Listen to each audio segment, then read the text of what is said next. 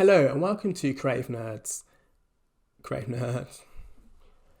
Hello and welcome to Creative Nerds. In today's Illustrator tutorial, we'll be sharing with you how you can create a wavy 3D text effect using Illustrator. So we want to start off by running out some text in the middle of our canvas, and we want to use a font called Babasnu, which is a free font you can download from the web.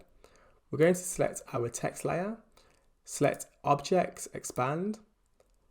Ensure the checkboxes are selected for Objects and Fill, then select OK. From there, we're going to hold on to Shift, drag the corner anchor point and just make the text larger.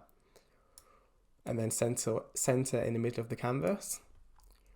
We're then going to head over to Effects, select Warp, and we want to select Wave.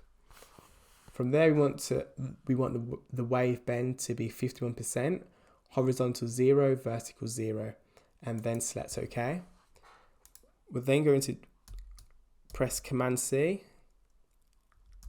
and then Command V to create a duplicated layer. We're going to do that another time, duplicate and then move off the canvas. And then we're going to do it one last time.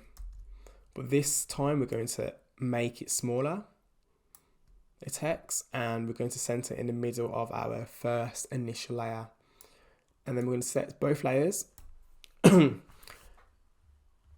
then select Object, Blend, Blending Options.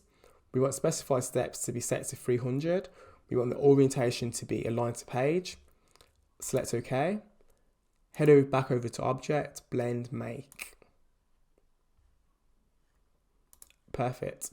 Now this time we want to head over to our layers that we duplicated initially, and we're going to change it to be a light blue, the first layer.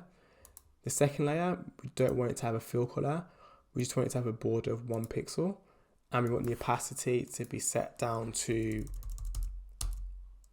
40%. We're then going to select both of our duplicated layers and select Object, then select right click, select Arrange, Bring to Front.